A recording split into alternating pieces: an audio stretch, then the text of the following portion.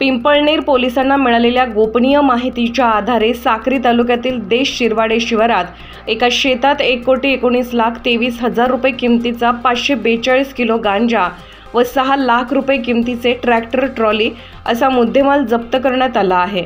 या प्रकरणी 2 जणांविरुद्ध पिंपळनेर पोलीस ठाण्यात गुन्हा दाखल करण्यात आला आहे।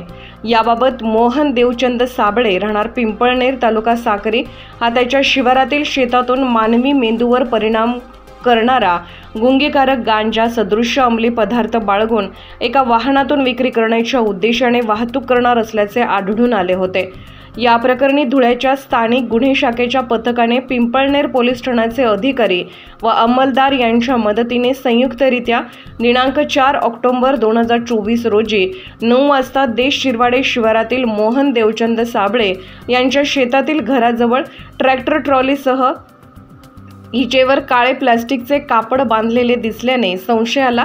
दरम्यान पोलीस अधिकारी व पोलीस पथकाने छापा टाकला असता तेथे पोपट ओंकार बागुल वय 40 वर्ष राहणार रायकोट तालुका साक्री मोहन देवचंद साबळे यांचे देश शिरवाडे येथील शेतात हा मिळून आला। त्यास विचारपूस केली असता सदरचे शेत व नमूद गांजा सदृश्य मुद्देमाल हे मोहन देवचंद साबळे यांच्या मालकीचे असल्याबाबत सांगितले।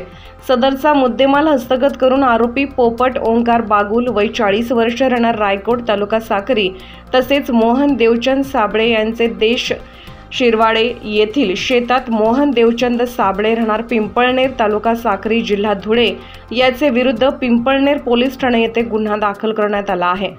सदरची कामगिरी पोलीस अधीक्षक श्रीकांत धिवरे, अप्पर पोलीस अधीक्षक किशोर काळे, उपविभागीय पोलीस अधिकारी धुळे ग्रामीण उपविभाग संजय बाबळे यांच्या मार्गदर्शनाखाली श्रीराम पवार पोलीस निरीक्षक स्थानिक गुन्हे शाखा धुळे, सहाय्यक पोलीस निरीक्षक किरण बर्गे, प्रभारी अधिकारी पिंपळनेर पोलीस ठाणे आणि स्थानिक गुन्हे शाखेचे पोलीस उपनिरीक्षक Prakash Patil, police head constable Sandeep Patil, Prashant Chaudhari, Sadesing Chavan, police constable Atul Nikam, Kamlesh Suryavanshi, Rajiv Gite व पिंपळनेर पोलीस ठाण्याचे police head constable Kantilal Ahire, police constable Deepak Patil, Bharat Bagul, Sandeep Pawara, Somnath Patil, Dinesh Mali यांनी केली आहे।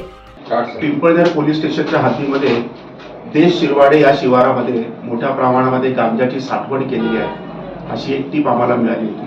त्या अनुषंगाने एलसीबीच्या टीमला आम्ही इथे रवाना केला असता त्याच्यामध्ये एक ट्रॅक्टर उभा होता आणि त्याच्यामध्ये आपल्याला एकूण 18 प्लास्टिकच्या गोण्यांमध्ये एकूण 542 किलो गांजा आपण त्याच्यामध्ये पकडलेला आहे। त्याची मार्केटची किंमत साधारणतः 1,19,00,000 रुपये आहे आणि 6 लाखाचा ट्रॅक्टर आहे। असा 1,25,00,000चा माल आपण आज जप्त केलेला आहे। त्याच्यामध्ये एक आरोपी आपण अटक केलेला आहे, त्याचं नाव आहे पोपट ओंकार बागुल, हा रायकोट तालुका साक्री येथील राहणार आहे आणि हा त्या शेतामध्येच काम करत होता। परंतु याच्यामध्ये मुख्य जो आरोपी आहे त्याचं नाव आहे मोहन देवचंद साबळे राहणार पिंपळनेर तालुका साक्री, हा फरार आहे। त्याच्या अटक करून त्याच्यामध्ये आपल्याला पुढील हा माल कुठून आला होता, कुठे चालला होता, कुठे कुठे साठवण करणार होती, याच्यामधले जे काही लिंक्स आहेत त्याचे आपण तपासामध्ये निष्पन्न करून त्याप्रमाणे कारवाई करणार आहोत। सध्या एकूणच बघितलं तर धुळे जिल्ह्यात गांजाचा साठा जो आहे तो मोठ्या प्रमाणावर जप्त केला जातोय, त्या संदर्भात काय आपल्याकडे तुम्हाला कल्पना असेल की शिरपूर तालुका या भागामध्ये तिथे आदिवासी समाजाचं प्राबल्य आहे, तिथे मध्य प्रदेशची बॉर्डर आहे, तिथे आपल्याकडे वनशेतीवर गांजांची कल्टिवेशन होत असतं।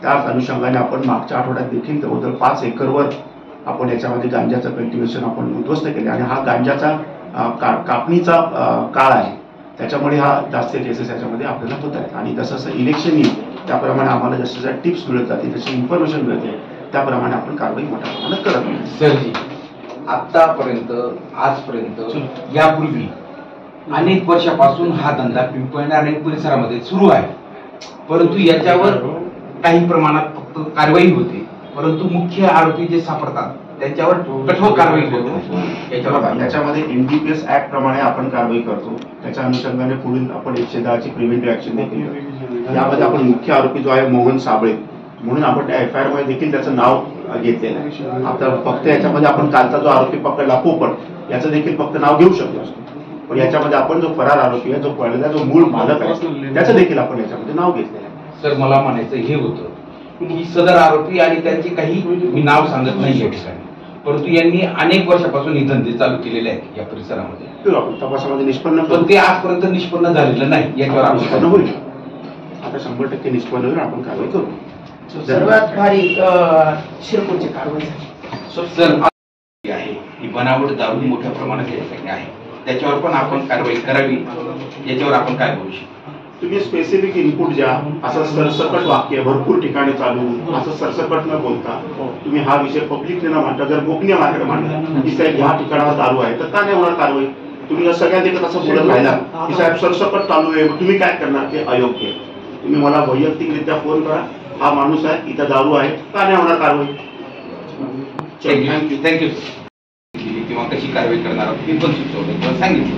परंतु या परिसरामध्ये, या पश्चिम पट्ट्यामध्ये म्हणा किंवा पिंपळनेर परिसरामध्ये ज्याप्रमाणे साहेबांनी एकदम चांगला एक मागच्या आठवड्यामध्ये काम केलं, बनावट दारूचं कारवाई केली किंवा जप्त केली.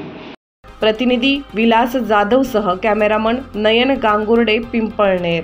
आपल्या परिसरातील घडामोडी पाहण्यासाठी आजच आपल्या MDTV न्यूजला सबस्क्राईब करा आणि बेल आयकॉन दाबा आणि रहा अपडेट.